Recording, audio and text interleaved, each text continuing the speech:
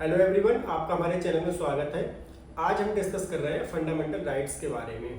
ठीक है, देखिए वीडियो स्टार्ट करने से पहले आपसे एक निवेदन है कि वीडियो कंप्लीट देखें। अगर वीडियो पूरा देखेंगे तो मेरा आप दावे से कह सकता हूं कि आप इस टॉपिक से रिलेटेड जो भी जुडिशियल कॉम्पिटिटिव एग्जाम में प्री के क्वेश्चन बनते हैं वो आप कवर कर पाएंगे। चलिए वीडियो स्टार्ट करते हैं। फंडामेंटल राइट्स होते क्या हैं? तो इस क्वेश्चन पे जाने से पहले अगर हम देखें तो भारतीय संविधान के अंतर्गत ये प्रमुख विशेषता रही है कि भारतीय संविधान के भाग 3 के अनुच्छेद 12 से लेकर 35 तक विस्तृत रूप में जनता को फंडामेंटल राइट यानी मूलाधिकार दिए गए हैं। इतने विस्तृत रूप में विश्व के किसी भी देश के आप संविधान में देख लें नहीं मिलेंगे। इसीलिए भारतीय संविधान के भाग 3 को भारत का मैग्ना कार्टा यानी कि अधिकार पत्र कहा जाता है। प्री का पहला क्वेश्चन ये पूछा जाता है, किस भाग को मैग्ना कार्टा कहते हैं? मैग्ना कार्टा क्यों कहते हैं? मैग्ना कार्टा इसलिए कहते हैं क्योंकि सन 1215 में 1215 में जो इंग्लैंड के सम्राट थे जॉन, उन्होंने आपके क्या था, उन्होंने नागरिकों को कुछ अधिकार दिए थे, इसीलिए उसको अधिकार पत्र कहते हैं। इसके पश्चात बिल ऑफ राइट्स 1689 में आया जो फंडामेंटल राइट से रिलेटेड था। फिर 1789 में 1789 में फ्रांस में घोषणा इसके बारे में घोषणा की गई थी। उस पर हम नहीं जाएंगे। आज हम समझेंगे फंडामेंटल राइट होता क्या है, इसकी कोई डेफिनेशन है या नहीं है। तो भारतीय संविधान में देखें तो देखो स्पेसिफिकली किसी अनुच्छेद में ये तो लिखा नहीं गया कि मूल अधिकारों की ये परिभाषा होगी या ये क्या कहते हैं, इनको क्या है।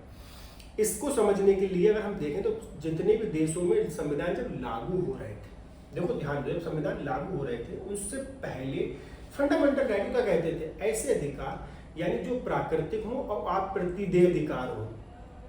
यही बात अगर हम देखें फ्रांस में भी मानी गई, इंग्लैंड में ये माना गया कि जो आपके 1689 बिल ऑफ राइट्स हैं, जो जनता को बिल ऑफ राइट्स जो राइट मिलते हैं उनको मूल अधिकार कहते हैं। भारत में ये बात मानी गई, कौन सी? Golaknath versus state of Punjab के मामले में ऑनरेबल न्यायमूर्ति सुब्बा राव ने कहा कि जो मूल अधिकार है वह आपके प्राकृतिक और अप्रतिदेय अधिकार हैं और संविधान में स्वयं अंतर्निहित होते हैं।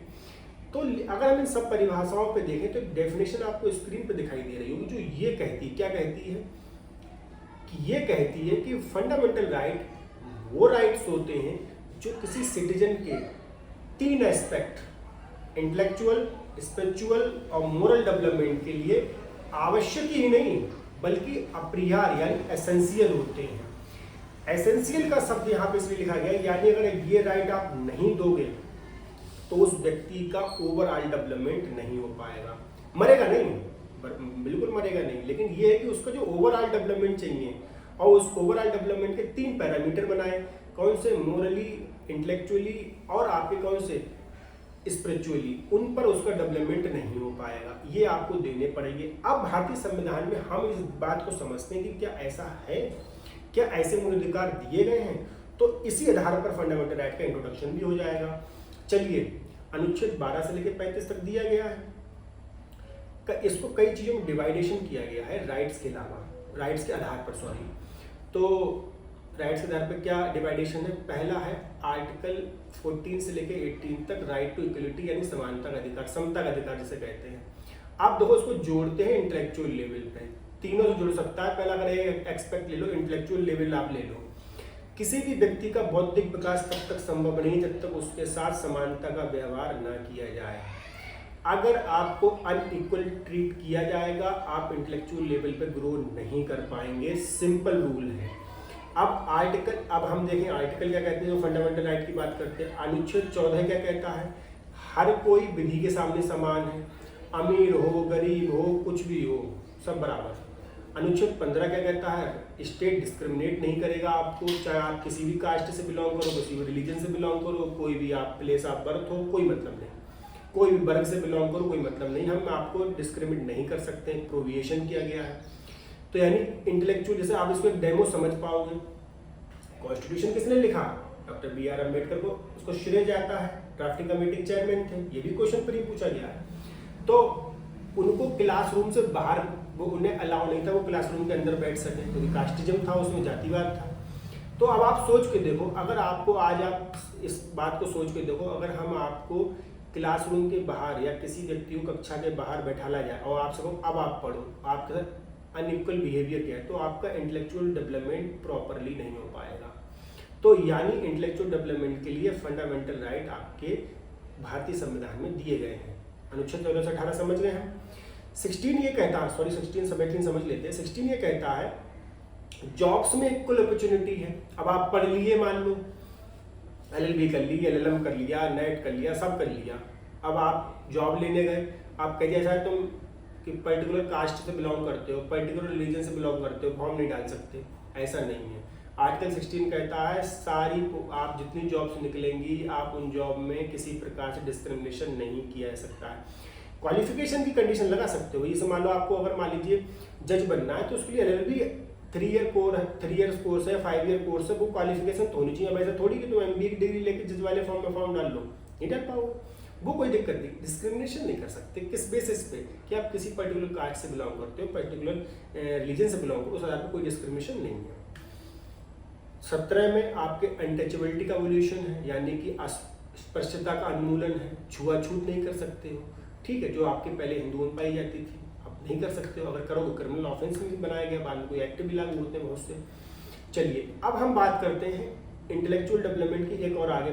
आर्टिकल 19 में कुछ स्वतंत्रताएं दी गई हैं। पहली स्वतंत्रता आप जानते ही हो, freedom of speech and expression.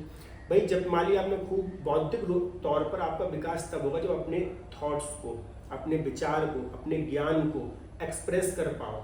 अब वो एक्सप्रेस का माध्यम आप किस चाहे लिखित रूप में करो, ओरली करो, रिटर्न करो, आप तो सोशल मीडिया पे करो, कुछ भी करो, रीजनेबल रिस्ट्रिक्शन के साथ करो। लेकिन आप अगर नहीं करने दे रहे हैं तो फिर प्रॉब्लम क्रिएट होगी, इंटेलेक्चुअल डेवलपमेंट नहीं हो पाएगा। इसलिए ये राइट जरूरी है। ऐसे आर्टिकल 21 तो सारे राइट्स का राजा है। आर्टिकल 21 में क्या राइट है कि राइट टू लाइफ है।